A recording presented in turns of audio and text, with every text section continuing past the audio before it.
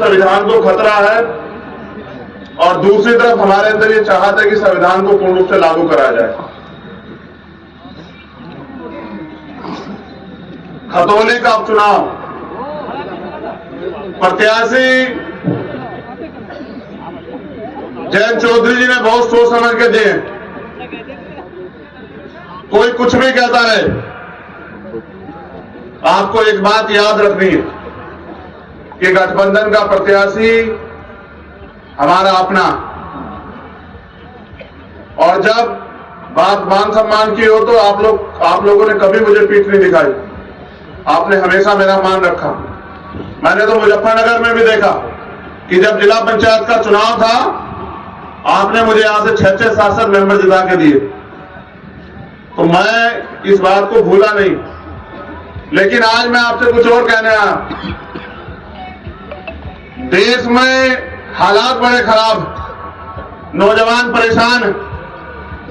पहले तो भर्ती नहीं आती, भर्ती आती है तो पेपर लीक हो जाता है। उसके बाद जो थोड़ा बहुत आगे बढ़ने के लिए दलित पिछड़ों को आरक्षण मिला है, उसमें घोटाले हो जाते हैं। आपने 69,000 शिक्षक भर्ती में और दरोगा भर्ती में देखा कि किस तरह ये सरकार जो अहंकार में चूर है, जो अहंकार में इतनी खो चुकी है कि उनको ये भी याद नहीं कि वो नौजवानों के भविष्य को बर्बाद करने में लगे।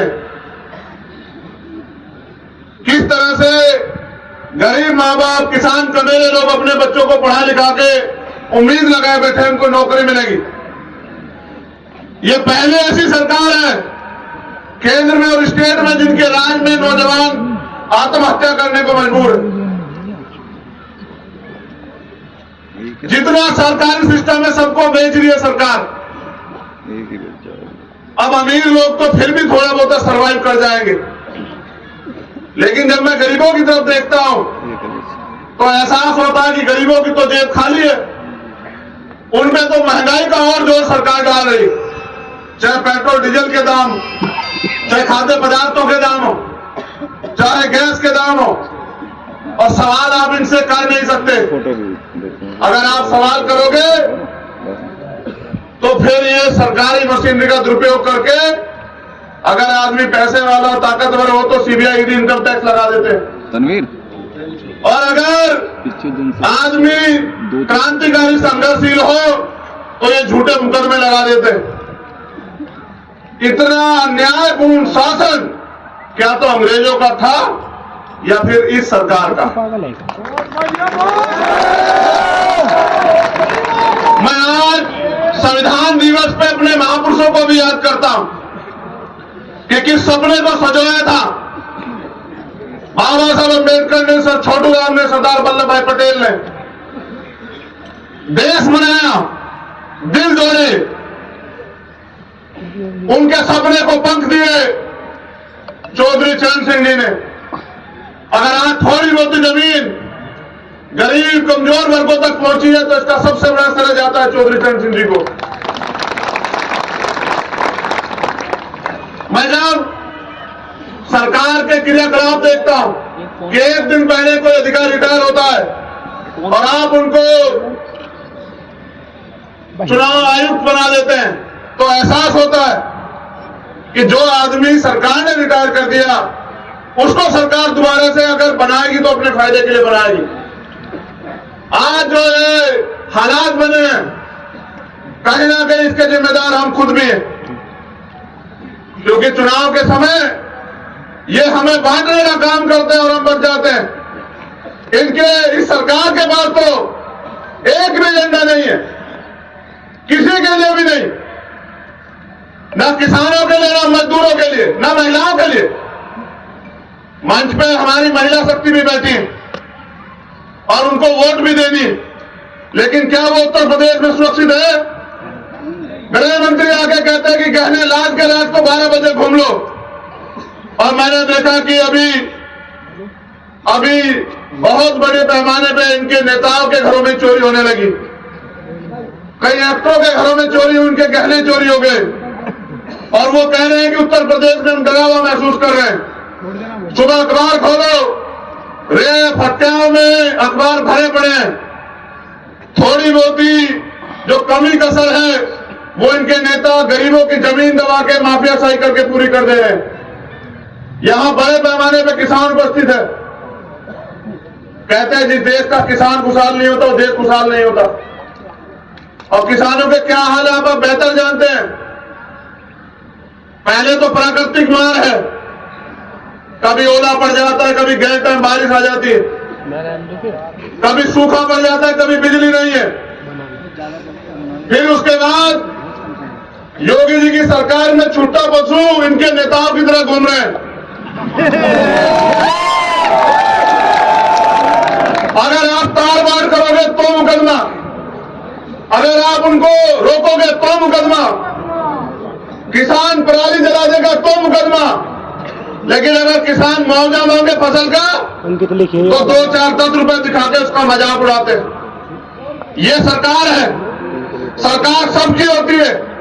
सरकार न एक जाति की होती, न एक धर्म की होती। और मैंने तो सीखा मान्यवर काशीराम साहब से कि जब तक आप सवाल नहीं करोगे सरकार को अकल नहीं आएगी। अगर आपको सरकार से सवाल करना है तो लोकतंत्र में, क्योंकि वो नहीं सुनते, चुनाव एक ऐसा समय होता है कि आप वोट की चोट से साबित करो कि आपके अंदर कितना दर्द। ये मौका मिला है, पूरे उत्तर प्रदेश में तो कम है, लेकिन रामपुर में और खतौली में है आपके पास कि जो गलती हुई है उसको सुधारने का मौका। मीलों ने भुगतान नहीं किया, नेता झूठ बोल रहे हैं बीजेपी के।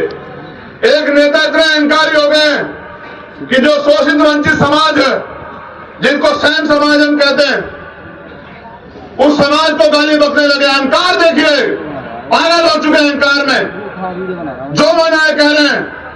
मैं यहां इस मंच से अपील करूंगा, जो मोस्ट बैकवर्ड है,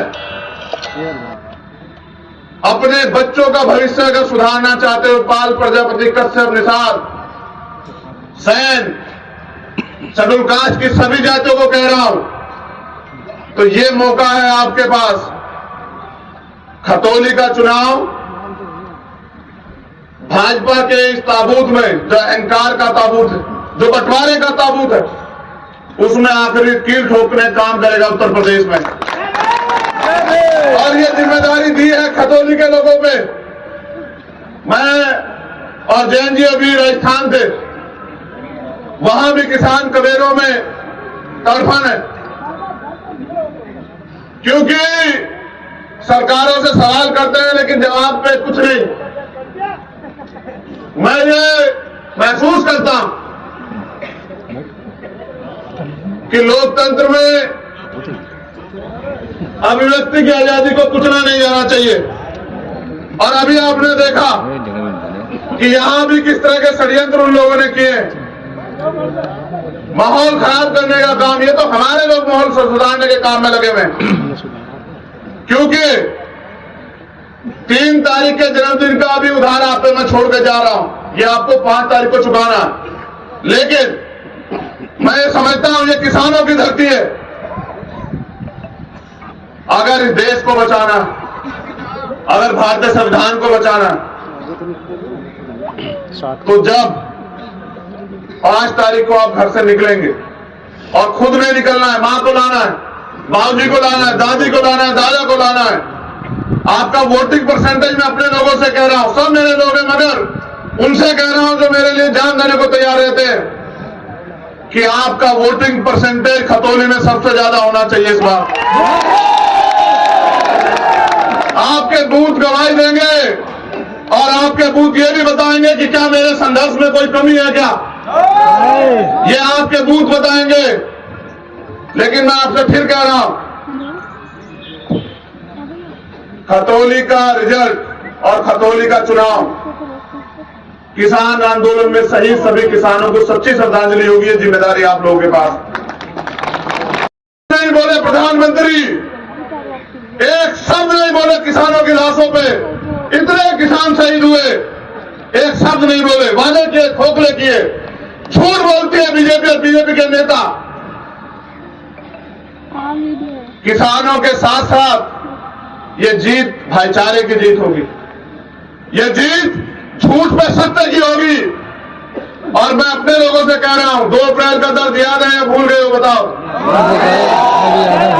भूल बने गए झूठे मुकदमे और लाठियां और जेल।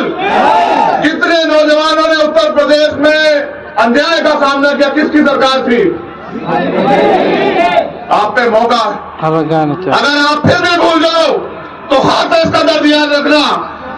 ये षड्यंत्र करेंगे, दंगा फसाद कराएंगे, बांटने का काम करेंगे, तुम नहीं डिगोगे, खरीदने का काम करेंगे, तुम्हारी वोट की बोली लगाएंगे। इनके चमचे आपके बीच में आएंगे। एक तरफ वो चमचे होंगे और एक तरफ आपका संघर्षशील भाई। आपको तय करना है कि खतौली में आप किसके हाथ मजबूत करोगे। ये पूरा दम लगाएंगे, आप टिके रहना और घबराना मत। बुलडोजर इनका धर्म और जाति मजहब देख के चलता है। इनका बुलडोजर गरीबों पर चलता है, इनका बुलडोजर मजलूमों पर चलता है। मैं अपने और भाइयों से भी कह रहा हूं कि मैं 5 तारीख में डट के यही रहूंगा मुजफ्फरनगर में। सरकार अगर गुंडागर्दी करेगी तो उनकी लाठियां खाने के लिए, गोलियां खाने के लिए हम लोग यही रहेंगे मुजफ्फरनगर में। ये मात्र खतौली का चुनाव नहीं, हमारे सम्मान का चुनाव है। और मैंने जैन जी से वादा किया 2 दिन बाद कि किसानों को सच्ची श्रद्धांजलि और 2 अप्रैल का बदला जो है मेरे लोग इस बार लेकर रहेंगे यहाँ इस सरकार से। और हर तरफ में जो आपने संघर्ष करके जो लाठियां खाई थी दलित समाज के लिए, वो दलित समाज भूला नहीं है अभी। बिल्कुल याद है कि आपने जो लाठियां खाई, मेरे कार्यकर्ताओं सब सिर्फ सम्मान के भूखे। मैं जितनी अपने कार्यकर्ता साथियों की तारीफ करूं, मैं किसी के कार्यकर्ता को गलत नहीं कह रहा हूं, कमजोर नहीं कह रहा हूं। मैं इसलिए उसका हौसला इसलिए बढ़ाना चाहता हूं क्योंकि मैंने उनको संघर्ष करते देखा। आज उनको उम्मीद है कि उनका प्रत्याशी जीतेगा, इसलिए वो इतनी बड़ी संख्या में आए। मैं उनकी उम्मीद की दाद देता हूं। बस मैं एक उम्मीद आपसे और करता हूं, क्या 5 तारीख को कोई ताकत आपको मेरे सम्मान की लड़ाई को लड़ने को रोकने का काम कर सकती है क्या? तो आज के बाद आपको चैन से नहीं बैठना है। 2 तारीख में मैं यही रहूंगा, खतौली में आपके बीच आऊंगा।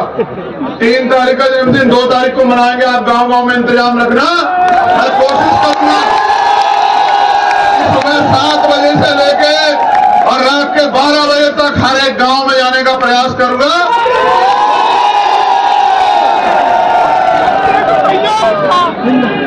बस पूरी उम्मीद के साथ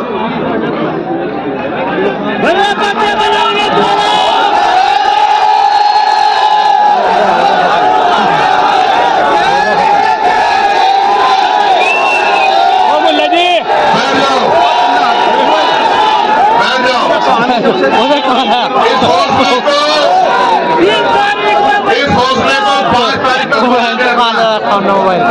आपको सोना नहीं है, जागना। एक साथी कह रहे हैं मैं घोटाला करेंगे। हमारा डंडा और धंधा दोनों बहुत मजबूत है। आप चिंता मत करना।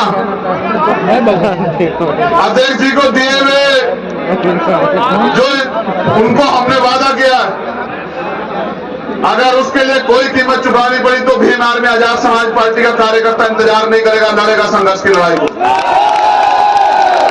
मैं बस आपसे अपील करूंगा, जिम्मेदार रहिए, सतर्क रहिए। बहुत बड़ी जिम्मेदारी आपके पास है। और मेरे बाद आपको अनुशासन का परिचय देना जब मैं वहां बैठ जाऊंगा। सब खड़े रहे, आप 1 मिनट के अंदर बैठ के बताइए कि आप कितने अनुशासित हैं। बैठ जाओ।